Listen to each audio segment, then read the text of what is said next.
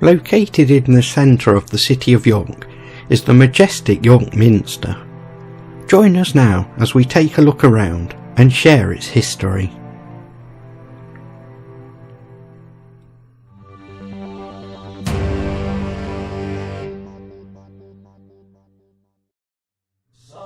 Though the bulk of the York Minster we see today was constructed between 1220 and 1472, it can trace its origins much further back in time.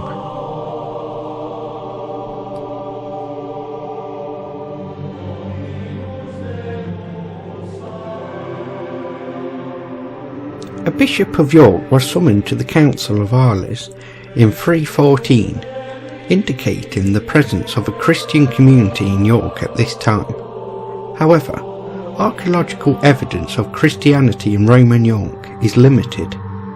The first recorded church was a wooden structure built hurriedly in 627 AD to provide a place to baptise Edwin, King of Northumbria.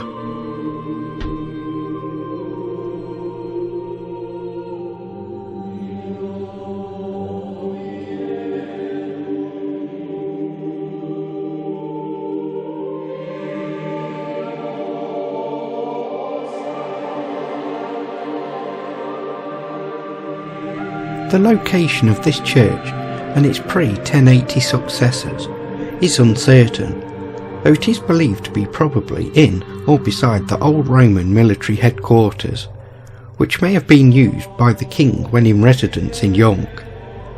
Archaeological evidence indicates the headquarters was located partly beneath the post-1080 Minster site, but excavations undertaken in 1967 and 1973 found no remains of the earlier church. It is assumed that Edwin's church and its immediate successors was near the current Minster, but not directly on the same site.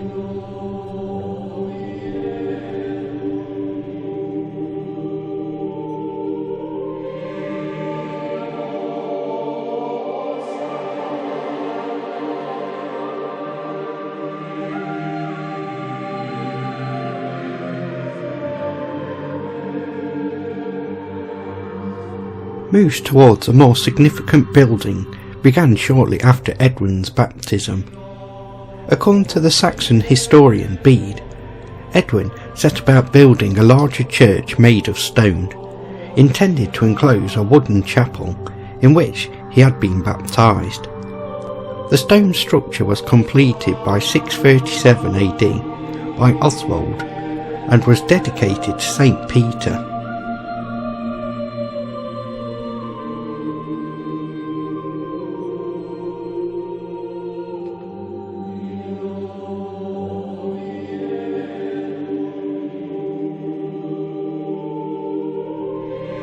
The church soon fell into disrepair and was ruined by 670 AD when St. Wilfrid ascended to the See of York.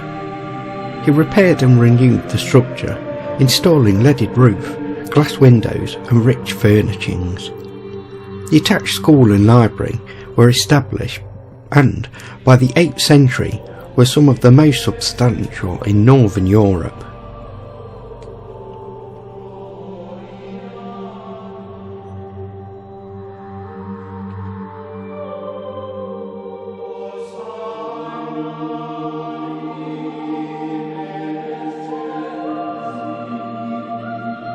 In 741 AD, the cathedral may have been damaged or destroyed in a fire, but any damage to the cathedral was not long lasting.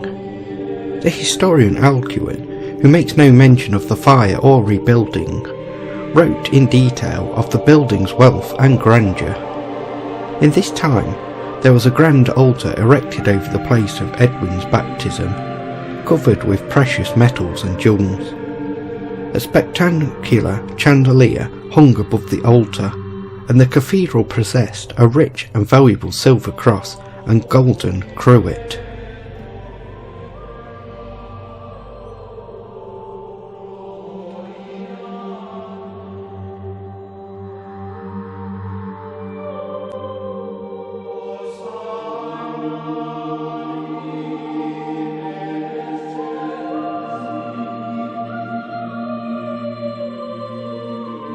The cathedral, along with the rest of the city, then passed through the hands of numerous invaders, and its history is obscure until the 10th century. There were a series of Benedictine archbishops, including St Oswald of Worcester, Wulfstan and Eldred, who travelled to Westminster to crown William the Conqueror in 1066. Eldred died in 1069 and was buried in the cathedral.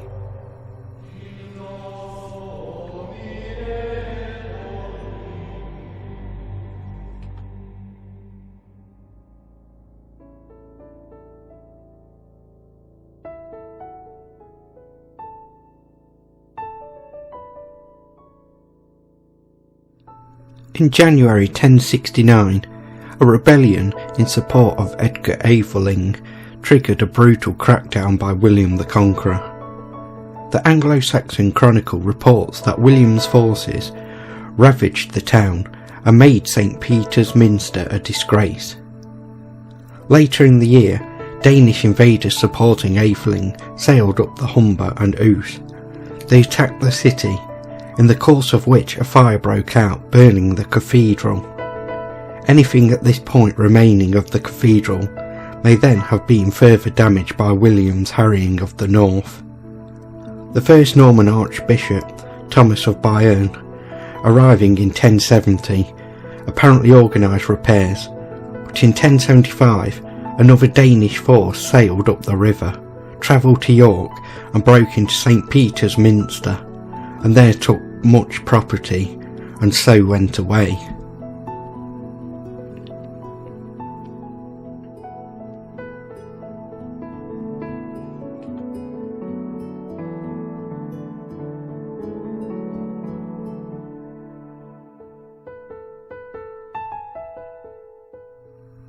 Building of a new cathedral, the Norman Minster, began in 1080 and was completed before Thomas's death in 1100.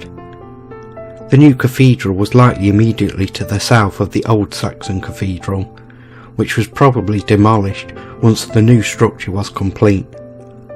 Built in the Norman style, the new cathedral was 111 metres long and rendered in white and red lines.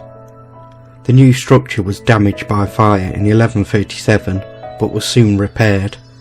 The choir and crypt were remodelled in 1154 and a new chapel was built in the Norman style.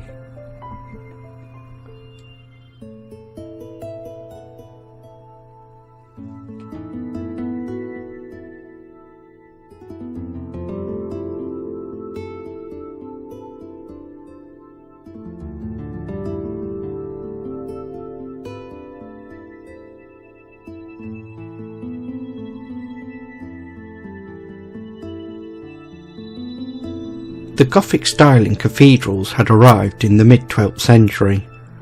Walter de Grey was made Archbishop in 1215 and ordered the construction of a Gothic structure to rival Canterbury. Building began in 1220.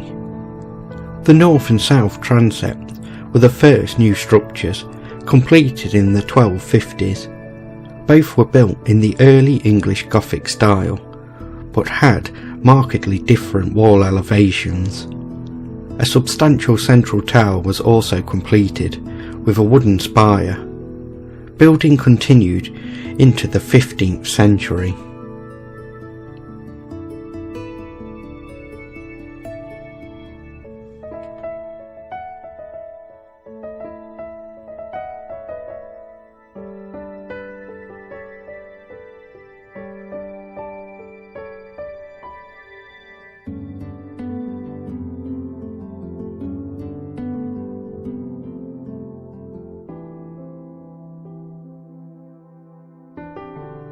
The chapter house was begun in the 1260s and was completed before 1296. The wide nave was constructed from 1280s on the Norman foundations. The outer roof was completed in the 1330s, but the vaulting was not finished until 1360. Construction then moved on to the eastern arm and chapels. The Norman choir was demolished in the 1390s, with the exception of its undercroft of 1160, which was reconstructed to provide a platform for the new high altar. Work here finished around 1405. In 1407, the central tower collapsed. The piers were then reinforced and a new tower was built from 1220. The western towers were added between 1433 and 1472. The cathedral was declared complete and consecrated in 1472.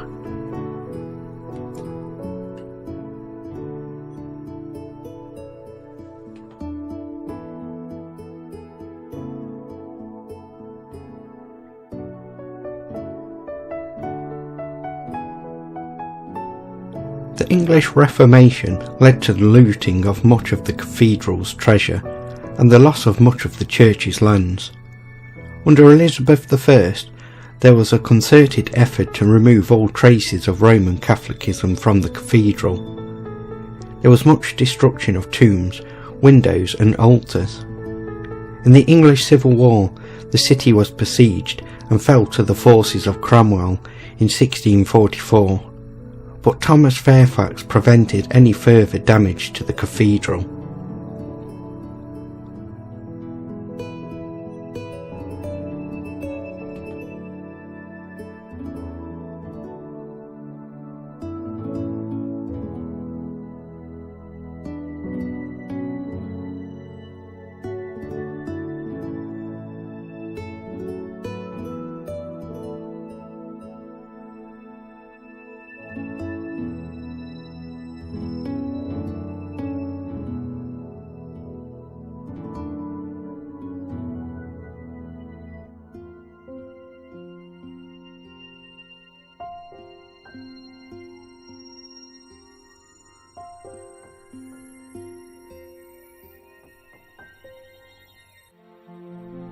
Following the easing of religious tensions, some work was done to restore the cathedral. From 1730 to 1736, the whole floor of the Minster was relaid in patterned marble, and from 1802 there was a major restoration. However, on the 2nd of February 1829, an arson attack by Jonathan Martin inflicted heavy damage on the eastern arms. An accidental fire in 1840 left the nave, southwest tower and south aisle roofless and blackened shells. The cathedral slumped deeply into debt, and in the 1850s services were suspended. From 1858, Augustus Duncombe worked successfully to revive the cathedral. In 1866 there were 6 residential canonries, of which one of the chancellors, one subdeans and another annexed to the Archdeaconry of York.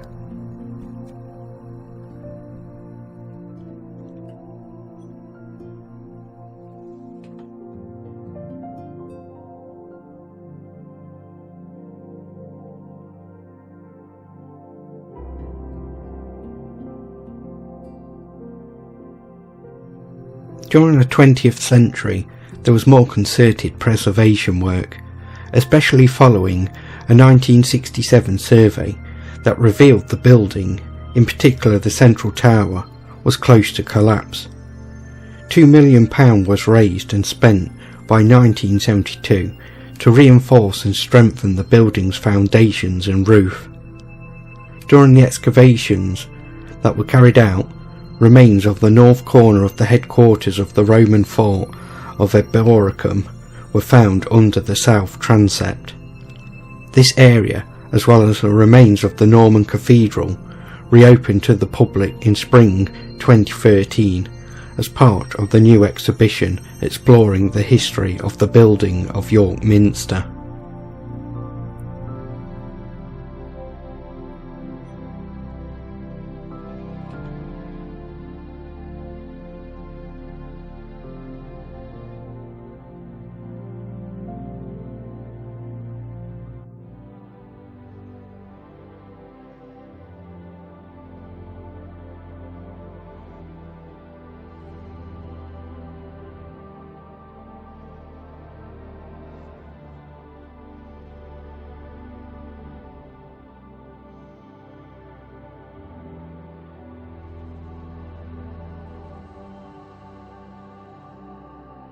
In the early hours of the 9th of July 1984, York Minster suffered another serious fire, this time in its south transept. Firefighters made a decision to deliberately collapse the roof of the south transept by pouring tens of thousands of gallons of water onto it, in order to save the rest from destruction.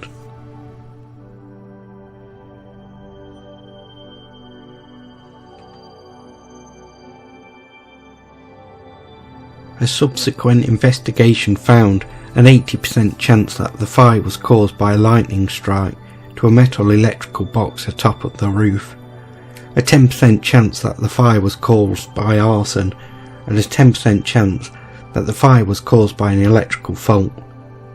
Some traditionalist Anglicans suggested the fire was a sign of divine displeasure. A repair and restoration project was completed in 1988 at the cost of £2.25 million.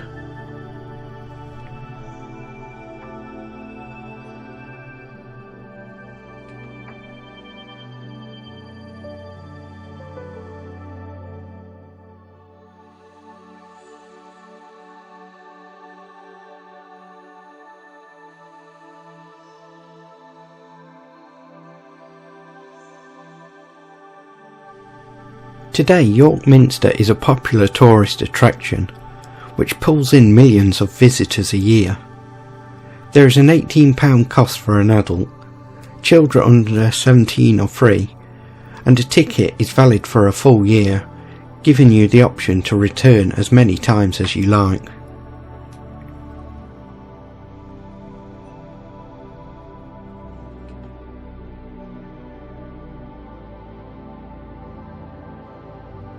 There is also a shop inside, which gives you a chance to buy a souvenir.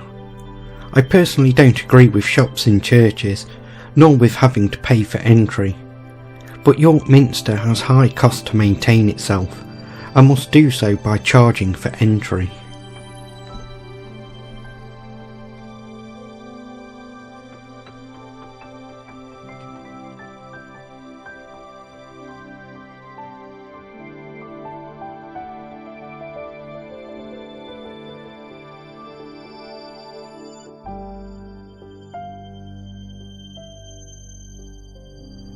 There is so much to see within the cathedral that it is easy to spend a whole morning or afternoon taking it all in. The splendour of the cathedral stuns you into standing still, taking in the majesty of a bygone age when men built such wonders to honour God.